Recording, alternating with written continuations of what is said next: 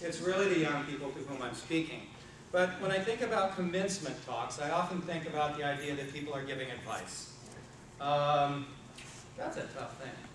And there was one commencement talk that I always liked so much because the conclusion of that talk, and it was on the web for quite some time, was that there was really no advice that could be given other than that the speaker advised all to wear plenty of sunblock. Well, even that's in trouble. Because since then, there have been a profound number of cases of rickets due directly to the fact that people use excessive amounts of sunblock.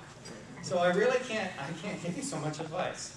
What I think I can do is maybe talk to some of you that are a bit on the younger side. Those of you that are older may just reflect on your own journeys. All I can give you is a personal view, things that influence about trout is that they're really smart about where they live. They live in beautiful places. They live in little babbling brooks with clear water. They live in meandering rivers with clear water. They live in very panoramic, scenic views, again, with clear water, and I do love that clear water. It just makes it ever so pretty. And in fact, they can live in many different circumstances. And one of the things that I learned over time as I pursued these fish, I enjoyed being where they were. I enjoyed learning about their environment.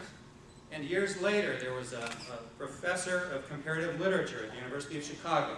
He wrote one book in his entire life. It was known as A River Runs Through It. A movie was made about that book by Robert Redford.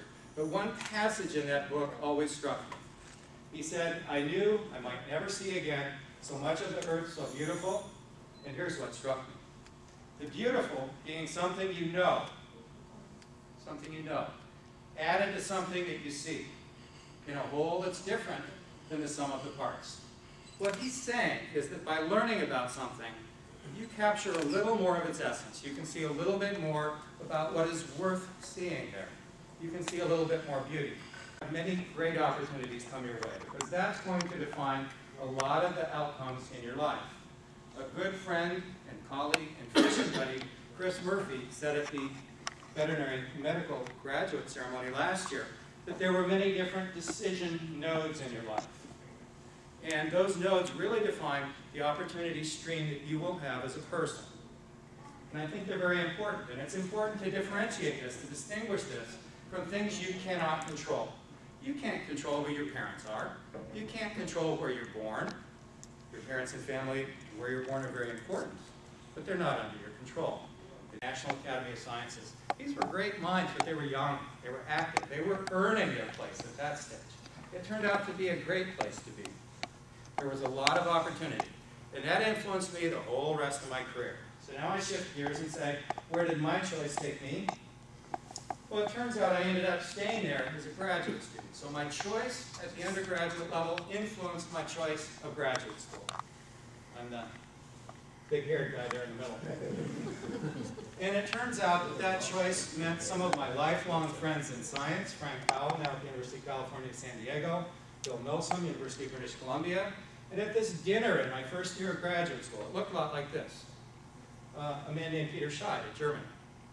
Didn't really know too much at that stage, but there's my opportunity stream delivering the goods. Because at the end of my graduate degree, what I decided to do was to go to work with him.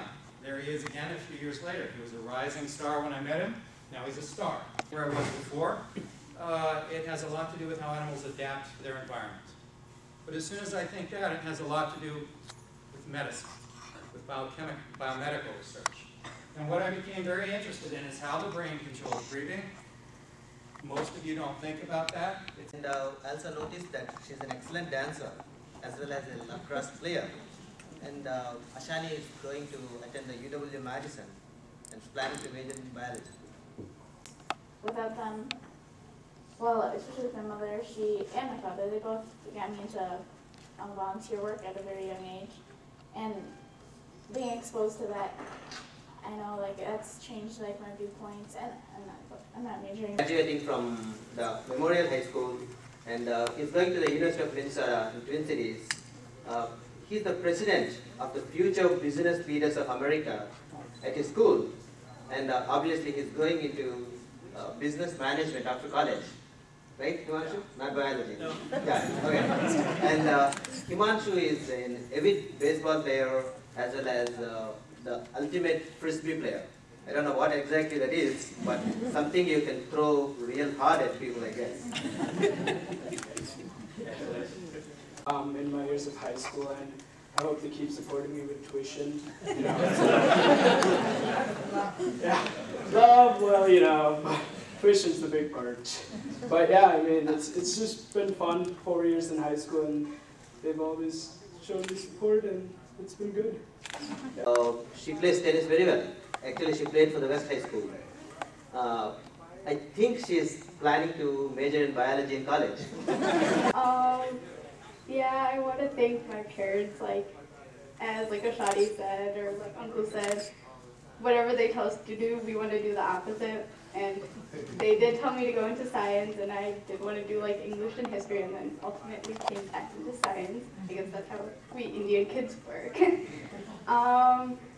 But yeah, it's been a good 4 years. I want to thank everyone for supporting me and helping me get to places.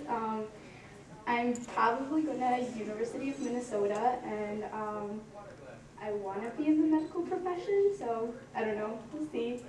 But yeah, I've had a good time in Madison. Office, I want to thank my dad for supporting me, and I wouldn't be interested in religion and philosophy and other cultures if I hadn't had my experiences in different cultures with my parents. We lived in a few different countries, so I don't think I would be interested in the things I am without their support and exposure to different cultures and societies. So, thanks. So just like everyone else, I also want to thank my parents. We came here about 10, 11 years ago, and we came here just for my education.